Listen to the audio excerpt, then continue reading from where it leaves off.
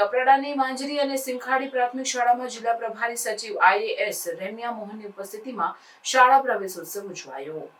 સમગ્ર ગુજરાત રાજ્યમાં 26મી જૂનથી શરૂ થયેલા કન્યા કેળવણી અને શાળા પ્રવેશોત્સવ 2025 અંતર્ગત વલસાડ જિલ્લામાં કપરાડા તાલુકામાં માંજરી પ્રાથમિક શાળા અને સિંખાડી પ્રાથમિક શાળામાં નગરપાલિકા વહીવટી કમિશનર અને વલસાડ જિલ્લા પ્રભારી સચિવ રેમ્યા મોહનની અધ્યક્ષતામાં શાળા પ્રવેશોત્સવ યોજાયો હતો।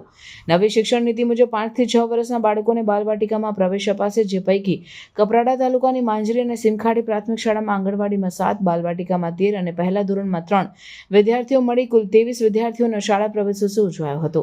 શાળા પ્રવેશોત્સવના પ્રથમ દિવસે કપરાડા તાલુકાની આ બંને પ્રાથમિક શાળામાં આંગણવાડીમાં 4, કુમારમાં 5, કન્યા બાલવાટિકામાં 5 કુમાર અને 8 કન્યા તેમજ ધોરણ 1માં કુમાર 1 અને કન્યા 2 મળી કુલ 23 વિદ્યાર્થીઓને શાળા પ્રવેશ આપવામાં આવ્યો। આ પ્રસંગે પ્રભારી સચિવ ડાયરેક્ટર રેમ્યા મોહને કહ્યું હતું કે શાળા પ્રવેશોત્સવનું શુભ કાર્ય દ્વારા સુંદર વાતાવરણમાં નાના બાળકોને પ્રવેશ આપ્યો છે।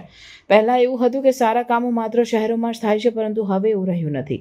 કપરાડાના અંતરિયાળ ગામોમાં પણ પ્રગતિ થઈ રહી છે। શિક્ષકોએ બાળકોના આંતરિક કૌશલ્યને ઉજાગર કરવા સતત પ્રયત્નો કરવા જોઈએ। પ્રવેશ મેળવતા દરેક બાળકોને, શાળાના શિક્ષકો અને વાલીઓને પણ અભિનંદન પાઠવું છું।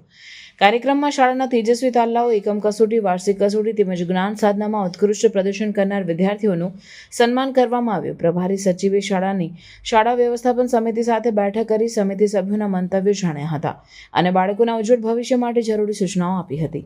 કાર્યક્રમમાં તાલુકા પ્રાથમિક શિક્ષણ અધિકારી મનોજભાઈ ટંડેલ, સરપંચ રમીલાબેન ધુડે, BRC સંજયભાઈ મકવાણા, પ્રાથમિક શાળાના આચાર્ય, શાળાના શિક્ષકો, શાળા વ્યવસ્થાપન સમિતિના સભ્યો, ગ્રામ પંચાયતના સભ્યો, વાલીઓ અને મોટી સંખ્યામાં વિદ્યાર્થીઓ ઉપસ્થિત રહ્યા હતા।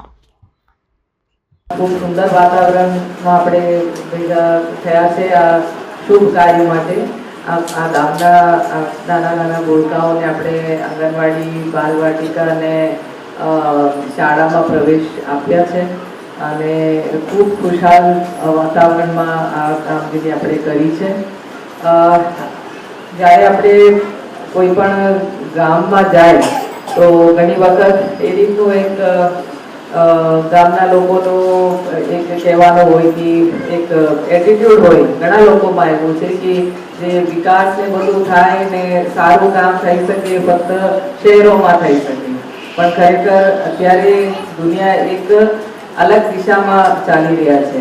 આપણે જ્યારે આ જંગલ વિસ્તારો જોઈએ છે, આટલી બધી હરિયાળી જોઈએ છે અને આવા વાતાવરણ જોઈએ છે, ખરેખર અત્યારે પ્રવાસનની આપણે વાત કરીએ તો બહુ બધા તકો અને મોકાઓ પ્રવાસન માટે, ઇકો ટુરિઝમ માટે, આપણે ઘણી બધી પ્રવૃત્તિઓ કરવા માટે, એ બધા એક્ટિવિટીઝ માટે આવા વિસ્તારોમાં છે। એટલે આપણે જ્યારે બાળકોને ભણવા કહીએ અને આગળ જવા કહીએ, ફક્ત એનો અર્થ નથી કે ફક્ત તમારે શહેરોમાં જઈને વસવાના છે। પોતપોતાના વિસ્તારમાં પણ ખૂબ ઘણી પ્રવૃત્તિઓ કરી શકે।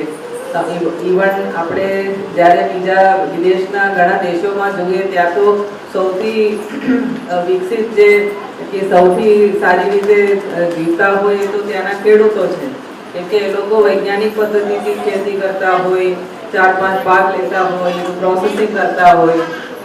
એટલે એ જે માનસિકતા છે, એટલે કે ગામ એટલે વિકસિત નથી અને શહેર એટલે વિકાસ, એમાંથી સૌથી પહેલા બહાર આવવું જોઈએ।